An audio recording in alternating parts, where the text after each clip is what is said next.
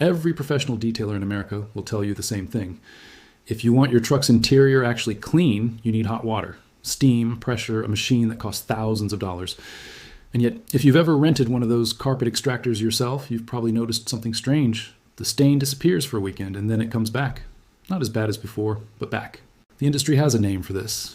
They call it wicking, and they'll tell you the contamination was just deeper than expected. What's actually going on is simpler than that. And it comes down to a basic piece of chemistry that gets overlooked because it's inconvenient for anyone selling you a machine. Here's the problem most people are actually fighting.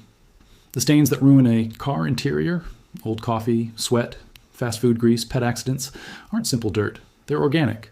Proteins and lipids, mostly, sitting in a nylon or polyester carpet weave. And there's a basic rule in protein chemistry that most people learn by accident in their own kitchen and never connect to their car. Heat cooks protein. Drop an egg white into a hot pan, and it turns from clear liquid into a solid white mass almost instantly. That's denaturation. Heat causes the protein to unfold and rebond into a different, more rigid structure. It's exactly why a blood stain washed in hot water is notoriously harder to get out than one washed in cold. Once the protein cooks, it grips the fabric differently, and no amount of scrubbing fully reverses it. That's the piece hiding in plain sight.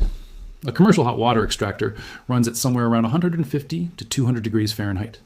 That's well past the point where a lot of common organic stains, protein-based ones especially, start to set rather than lift. The carpet looks clean because the surface layer of grime got blasted away and the fibers got fluffed back up. But some portion of what was already worked into the weave just got cooked in place a little more firmly, which is part of why the same shadow tends to reappear. So why is hot water the industry default at all? Not because of a conspiracy. Heat genuinely does help in a lot of cleaning contexts. It thins out grease, it kills bacteria and odor-causing microbes, and it speeds up general soil removal on non-protein dirt. Detailing shops standardized around it because it's a reasonably good, all-purpose tool. It's fast, and the machines are already sitting in the bay. Nobody's hiding a secret protocol. It's just that good enough for most jobs got treated as correct for every stain, and the specific case of protein and enzyme chemistry got left out of the standard training. This is where enzymatic cleaners come in, and this part actually is underused for a boring reason rather than a sinister one. They're slower and less dramatic than a machine, so they don't get marketed the same way. An enzymatic cleaner works completely differently from soap. Soap just tries to lift grease off a surface with surfactants. Enzymes, specifically proteases and lipases, the same categories used in biological laundry detergents, actually break the chemical bonds inside the stain itself. Protease enzymes cut the peptide bonds holding protein chains together. Lipase enzymes cut the ester bonds in fats and oils. Once those bonds are broken, the stain isn't a stubborn intact structure anymore. It's a scatter of small fragments that rinse away easily. The catch, and the reason temperature actually matters here, is that enzymes are themselves proteins. Push them too hot, and you denature the enzyme before it ever gets to do its job. The same reaction that ruins your stain in the first place also disables the tool meant to remove it. That's why enzymatic cleaner instructions almost always call for lukewarm to cool water, never hot. It's not a mystical cold water force field protecting your carpet fibers. It's just that you're using a biological catalyst, and biological catalysts have an optimum operating range, same as any living system does. None of this means hot water extraction is useless or that commercial detailers are running a scam. For general grime, dust, and non-protein soil, it works fine, and it disinfects effectively too. The point is narrower. For a specific common category of car interior stains, cold or lukewarm enzymatic treatment will outperform a hot water blast, and it costs a fraction as much to try. Here's how to actually do it in your own driveway.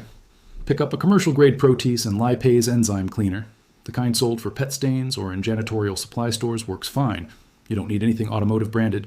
Dilute it according to the label, using cool or room temperature water, not hot. Spray it onto the stained carpet or upholstery until it's evenly damp, not soaked. Then leave it alone. This is the step people skip because it feels like nothing is happening, but the enzymes need real time to work. Quotes on most commercial products suggest at least 10 to 15 minutes of dwell time, sometimes longer for old, set-in stains. After that, agitate gently with a soft brush to help loosen the now broken down residue, and extract it with a wet, dry shop vacuum or a basic manual carpet extractor. No steam, no heating element required. A couple of honest caveats. This approach works best on protein and lipid-based stains. It won't do much for things like tar, ink, or dye transfer, which need different chemistry entirely. And on very old, deeply set stains, don't expect a single 15-minute treatment to fully clear it.